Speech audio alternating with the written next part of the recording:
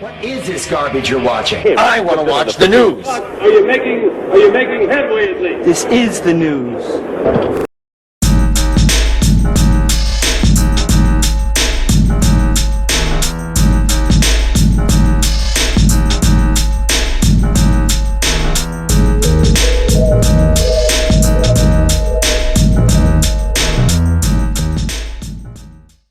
Hello ladies and gentlemen, welcome to another episode of that Gang Stalking Show. My name is Doug, I'm a TI, and I've been one since 2004.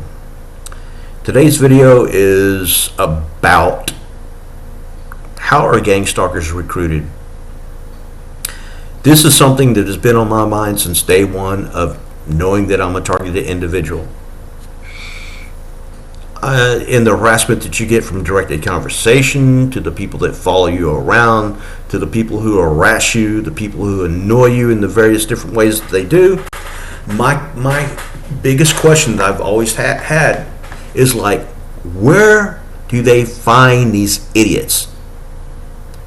Is there like just a place where idiots hang out and you can just go up to them like, hey, would you do this for me?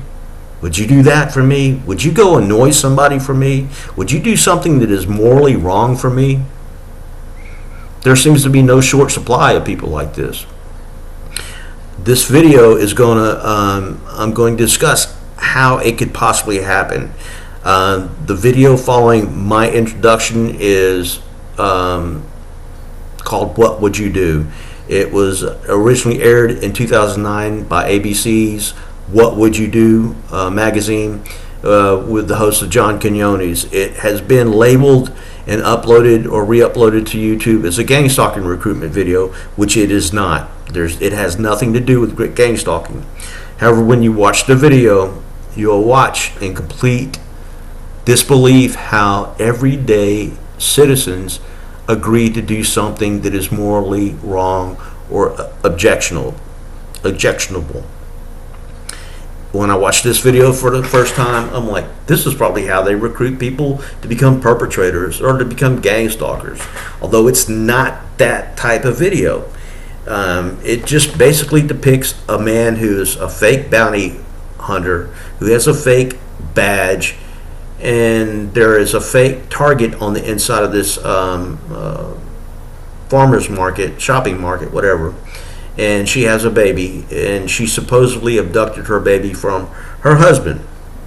So this gentleman is outside, lingering around, loitering, and waiting for potential shoppers to come by, and then he'll just pull one to the side. Hey, my name is I dropped my wallet. My name is so and so. I'm a recovery agent, and would you go in and drop Mickey into this lady's drink? They said, yeah. My name is so and so. I'm a recovery agent. Would you go in and steal this woman's wallet? Yep. And there's more scenarios that play out in this. And when I've seen it many times now, but every time I watch it, I'm like, I cannot believe how everyday ordinary people are stupid enough to do things that are morally wrong and do things that are illegal. In each and every case, had this been some type of setup to in some way entrap somebody, which it would have never went through, but if let's say it did, in each case, every one of these people who agreed to do something to the target, they all could have been found guilty. It doesn't matter if someone comes up to you and tells you, I'm with the FBI, I'm with the CIA. It doesn't matter. I'm a local cop, I'm a local sheriff. It doesn't matter. Unless someone deputizes you, you shouldn't be doing things that only law enforcement should be doing. But these people did. But anyway, please like, share, subscribe to the channel. Smash that like button that tells YouTube that, hey, let's give it a bump. Let's show it in more places than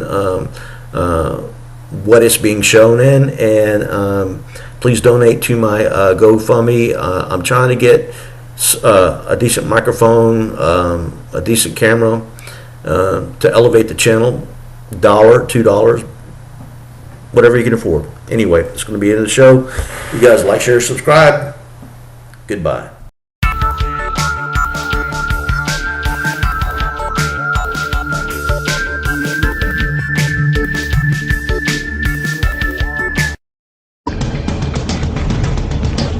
Excuse me, sir.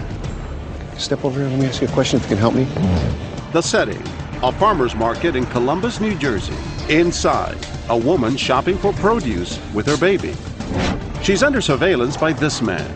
He stays outside, hoping the woman won't spot him. He solicits help from random shoppers. Ma'am, excuse me. I'm a recovery agent. He tells them he's a recovery agent, a fancy term for bounty hunter, and he needs help capturing the woman inside. Let me show you a picture. Hold on. I'm trying to ID somebody inside there with a blue jacket. Do you see the woman I'm talking about? And shoppers seem to want to help. Yeah. Have you ever used handcuffs? No. I'd sooner grab her and put her down. The bounty hunter needs positive ID and asks a shopper to take the wallet from the woman inside. If she walks away from that carriage and you see the wallet, just pick it up and walk it out to me, okay? You're a cop, so I'm not going to get in trouble? Let me show. Come over here. Okay. All right. This is what our bounty hunter flashes, a badge we bought online, no questions asked, and it offers no legal authority. The bounty hunter, his name is George, and he agreed to ask people to do things he normally wouldn't. The woman inside, she's Tracy, an actress playing the role of a mother who may have kidnapped her baby from the father. Will the shopper follow the command of an authority figure and actually take Tracy's wallet?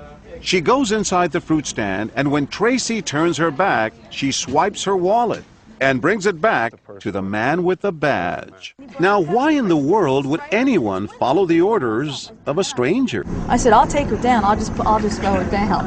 What's the lesson? Did you learn something here? Yeah. The bad lesson is, showed me a badge that anybody can buy. And almost anybody can be duped.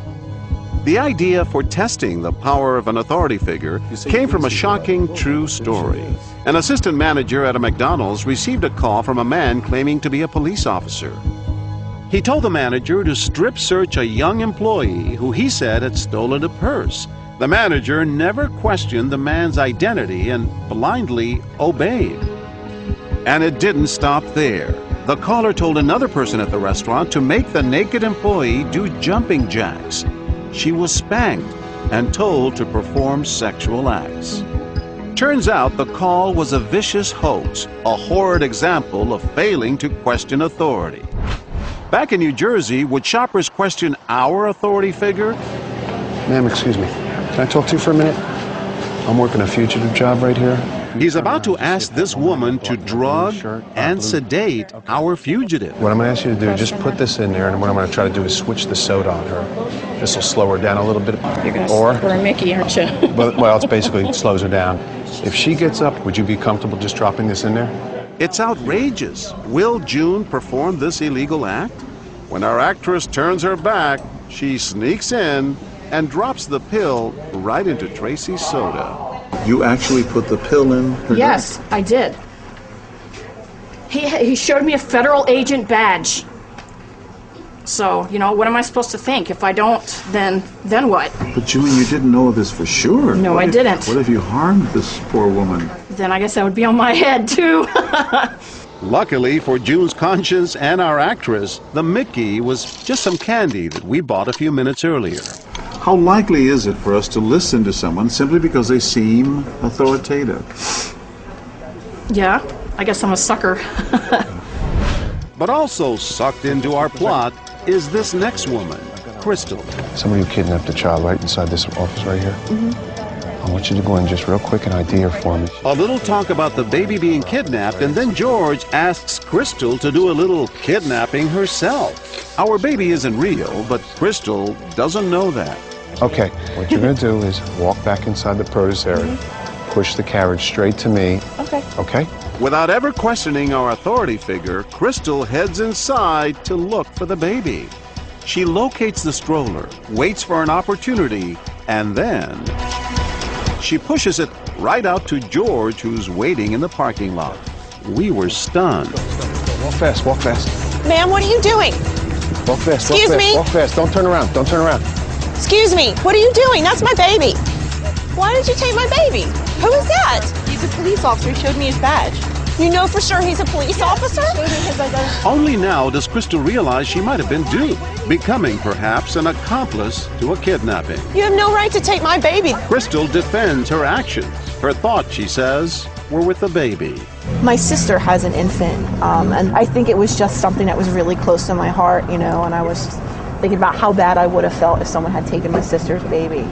Experts say empathy often determines whether people will act. And that's definitely true with this man. Chris Blackman is a father of a 6-month-old. We had him out yesterday. He's got a little snifflies. Yeah, that's what he has, too. Yeah. And he's drawn to our actress before our bounty hunter even approaches him, because she appears to be a new parent, too. What day was he born? 35. I'm losing my brain. Yeah, like the 7th. My name is Chris. But, sorry, I come around here every once in a while. Tracy. Nice to meet you. We didn't think there was any way Chris could be recruited to help our bounty hunter. He and Tracy, after all, were bonding so well. But watch what happens next. Excuse me, sir. Can I talk to you? I'm a recovery agent. I saw you talking to that girl in there with the blue jacket on. Yeah. I know she got real friendly. Right. She's wanted for kidnapping. She didn't know the date of that birth either. She's got a warrant for her arrest. I understand. Chris is torn. Does he believe the friendly mother of a baby, or a man who claims he's a bounty hunter? Do you have a police officer? I don't yet. They're coming down the way. I need that first. Okay. Well, Before I don't do anything, I need a police officer that's going to confirm what you're telling me. Of the 22 shoppers we confronted, Chris is the only one who really questions our authority figure. Well, I don't have a police officer here now. This is making me a little nervous. Okay. I want to help you out. Okay, well, I'm not asking you to do anything with the baby. Chris is conflicted and ultimately compromises. He refuses to take the baby, but he agrees to block Tracy while George pushes the stroller away. If she comes, just don't let her come towards me. Put it in the basket. I know, that's okay. If she comes, just don't come towards me. Where's my baby? Excuse me, ma'am. What? Can I ask you a question? Move! Please, Move! No, why? Ma'am? No. Where'd he go? Why did you sit there? Why did you do that? Sir, it's okay. Having a fit. Listen to me. Listen, I'm dying. relax. I'm dying right now. This is not real. It's a TV show. Didn't mean to shake you up that way. Well, it's part of a show called What Would You Do? And the question is, you're torn, and I'm so sorry. I just had a baby. In the heat of the moment, Chris followed his head by asking lots of smart questions, but also followed his heart, trying to protect the baby. Anyone can get a badge, right? Exactly. And you see how many false IDs there could be, fake IDs. Man, my heart's still racing. Sorry. That's all right. I just pictured myself, you know, if I was the father sitting at home, wondering where their child would have been or where he is. Now I gotta go home. You're gonna go hug your child, Yes, huh? absolutely. That's great.